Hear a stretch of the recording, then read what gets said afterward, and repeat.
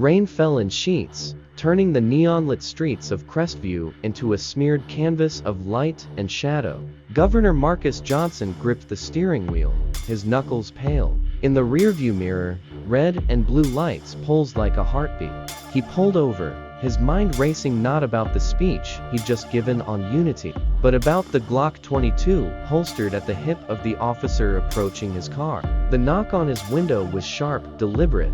License and registration. Marcus lowered the window, rain spattering his face. "Officer, I'm out of the car now." The command was a blade. Marcus complied, his tailored suit clinging to his skin.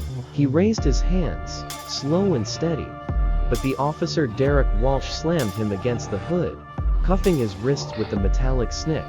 "You think your title protects you?" Walsh hissed, breath hot against Marcus's ear. "Out here, I'm the law." A cell phone camera flashed. By dawn, the video would ignite a firestorm. But tonight, in the electric silence between sirens and rainfall, two men, one in power, one in uniform, understood. This was only the beginning. The Governor Marcus Johnson wasn't supposed to survive Crestview.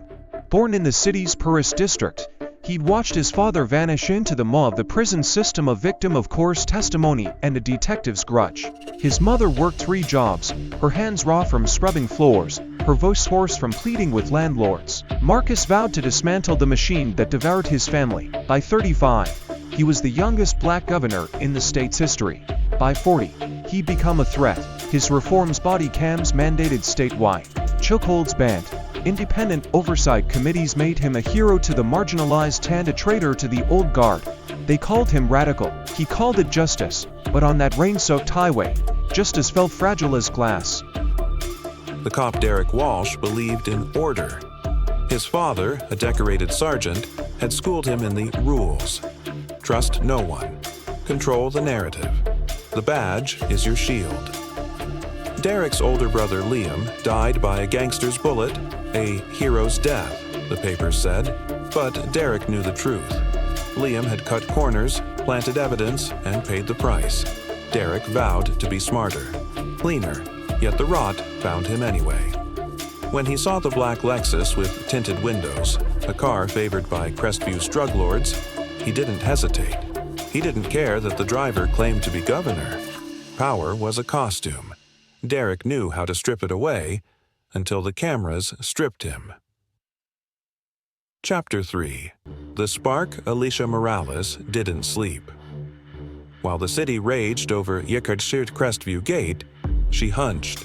Over her laptop in a cramped apartment, her mother's old activism pamphlets stacked like relics beside her. At 26, Alicia had inherited more than her mother's almond-shaped eyes. She'd inherited her rage. Her TikTok video, "Governor Assaulted, Why This Isn't an Isolated Incident," racked up 10 million views overnight. She spliced Walsh's. Bodycam footage, leaked by a guilt-ridden lieutenant, with clips of black teens recounting their own police stops.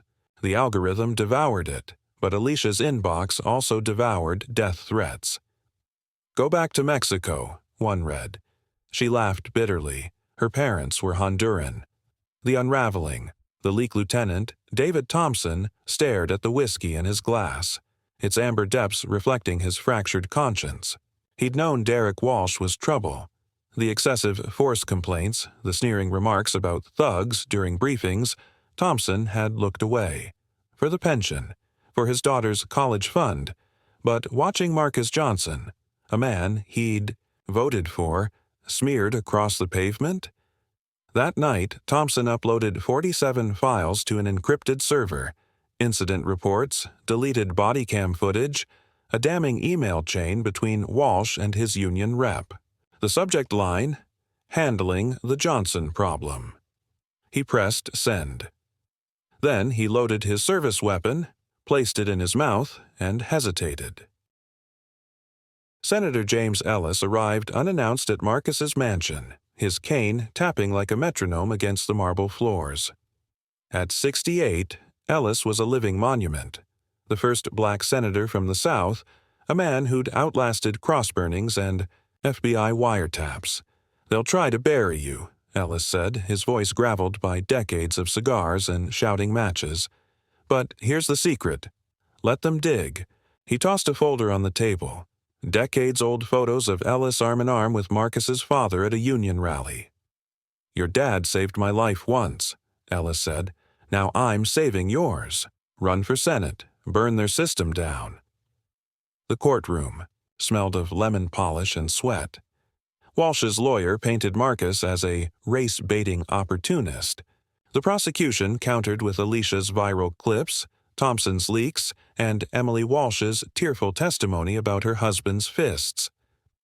But the knockout punch came from an unexpected witness. Zoe Carter, the 17-year-old white girl who'd filmed the arrest. "I used to think cops were heroes," she said, trembling. "Now I see they're just people. And some people suck." The jury took 6 hours to convict. Victory tasted like ash. Marcus's wife left him, taking their son. "You care more about strangers than us," she spat. Alicia, now a media darling, collapsed mid-rally, her body buckling under panic attacks and Adderall. And Walsh? He drifted through minimum-wage jobs, a security guard, a janitor, haunted by the ghost of his brother's voice. "You were supposed to be better." But Alicia's inbox also devoured death threats. "Go back to Mexico," one read. She laughed bitterly. Her parents were Honduran.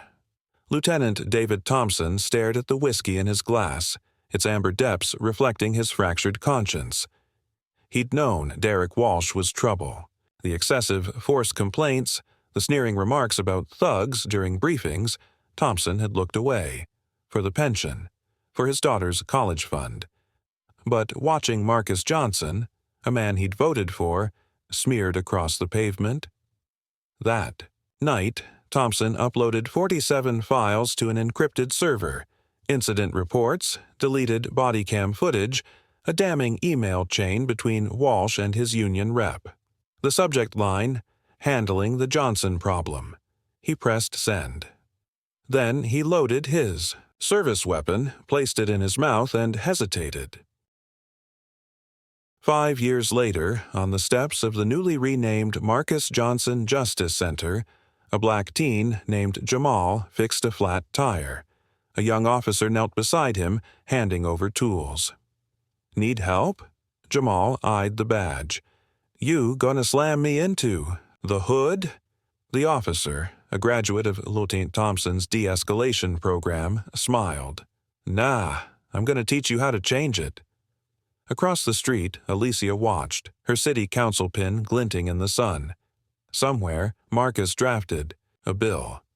Somewhere, Walsh stared at a shelter ceiling, and somewhere, a new video went viral.